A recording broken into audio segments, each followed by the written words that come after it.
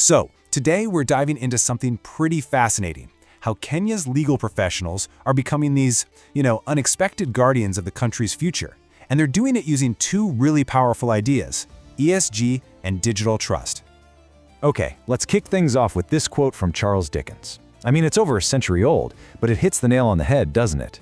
It's this powerful reminder that the whole point of the legal profession is to be a check on a world that's, well, not always perfect. To stand up against those bad people Dickens was talking about. And that timeless idea really sets the stage for our first section here, a Dickensian dilemma. Because what we're about to see is how a novel from the 1800s is actually a startlingly accurate mirror for the challenges Kenya is facing right now, in the corporate world and in its digital spaces. So, check this out.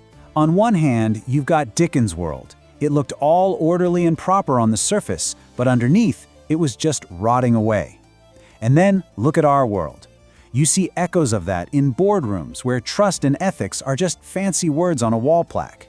Or in digital systems that are built for maximum profit without a second thought for the people they might harm. It's a pretty stark comparison. And this really gets to the heart of the problem. It's not like we're in the dark here. We all know this stuff is important. We talk about ethical governance, we talk about digital security, but there's this huge gap between knowing and doing. That's the dilemma we have to figure out. So, that dilemma, it forces us to look at what we're calling the new imperatives. And trust me, these aren't just trendy buzzwords. They're becoming the absolute foundation for national success. So it's really important that we get what they actually mean. So first up, we've got ESG. You probably heard this term thrown around, right? It stands for environmental, social, and governance. The easiest way to think about it is like a report card for a company. But instead of grades, it's measuring how sustainable and ethical they really are. It's about their total impact on the world. And let's break that down, because ESG really stands on three main pillars. First, environmental. That's all about a company's footprint on the planet. Then you have social, which looks at how it treats people, its workers, its customers, the communities around it. And finally, governance. This one's all about how the company is run. Is the leadership ethical? Are they transparent? And then there's the other side of the coin, digital trust. I mean, think about it. So much of our lives are online now, from banking to getting government services. Digital trust is that fundamental confidence that the systems we're using are safe, that our data is protected, and that the whole thing isn't just going to fall apart. And look, let's be crystal clear about this. These aren't just nice-to-haves or feel-good corporate buzzwords.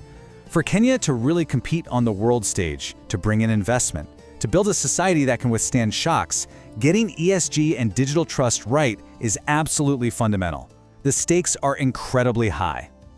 Okay, so we have these critical goals. But here's where we run into a pretty big wall: Kenya's fractured foundation. We need to take a hard look at the gaps in the country's laws right now that are holding all of this back. What you're seeing here is basically a legal patchwork quilt. You've got some laws for environmental stuff over here, a bunch of different ones for governance over there, and the social issues are just scattered all over the place. Nothing is connected. It's a fragmented, confusing mess. And that's the real issue, right? This fragmentation. Because when you don't have a single unified framework holding it all together, trying to enforce these laws becomes a nightmare. It's inconsistent, it's weak, and it creates all these loopholes where accountability just disappears. I mean, take a look at this. Back in 2021, the Nairobi Securities Exchange rolled out these ESG disclosure guidelines. Sounds great, right? Well, here's the catch. They're mostly voluntary. And what happens when something's optional? Well, most people just don't do it. There's no real teeth to it. So what does all this actually mean for the average person? It means that real injustices, we're talking environmental damage that poisons a community, or workers' rights being violated, or shady corporate deals, all of it can just slip right through the cracks of this broken system. But it's not all doom and gloom. There is a path forward, and it puts the legal profession front and center. This brings us to a real call to action, and it's all about the advocate's three roles. We're going to see how lawyers are in a unique position to drive this change. Yeah, it brings us right back to Dickens, doesn't it? Advocates today have to be that ethical backstop. They have the duty and the power to stand up against corporations and governments that go too far, and to make sure these principles are more than just empty words. So how do they do it? Well, you can think of it as having a three-part arsenal. First, there's the compliance warrior. Second, the policy influencer. And third, the litigator and public defender. First up, the compliance warrior. This is the proactive role, right? They're on the front lines working inside companies and organizations. They advise on the laws, help build strong internal policies, and train people to follow them. This is all about stopping problems before they can even begin. But it's not enough to just play by the existing rules, especially when the rules are broken. That's where the second role comes in, the policy influencer. This is about shaping the system itself. These advocates get involved in legal reform, they help draft new policies, they're literally fixing those cracks in the foundation we talked about. And finally, you have the litigator and public defender. This is where the gloves come off. When a corporation or a government body crosses the line, these are the advocates who take them to court. They fight for the public interest and make sure that when rules are broken, there are real, serious consequences. So all of this brings us to our final section. How do we actually build this thing? How do we take all these ideas and forge a principled future for Kenya? At the end of the day, this is the entire goal: to turn all this talk, all this aspiration into real, enforceable action. It's about moving from "we should do better" to "this is how we do better, and these are the consequences if you don't." And you know what? This brings us right back to where we started. This warning is just so powerful.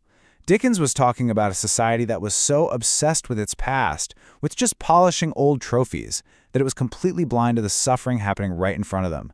The message for today is clear: we can't afford to get stuck in old ways when new crises are demanding our attention. So, we'll leave you with this final thought. The conversation isn't about if ESG and digital trust matter anymore. That's settled. They are absolutely vital.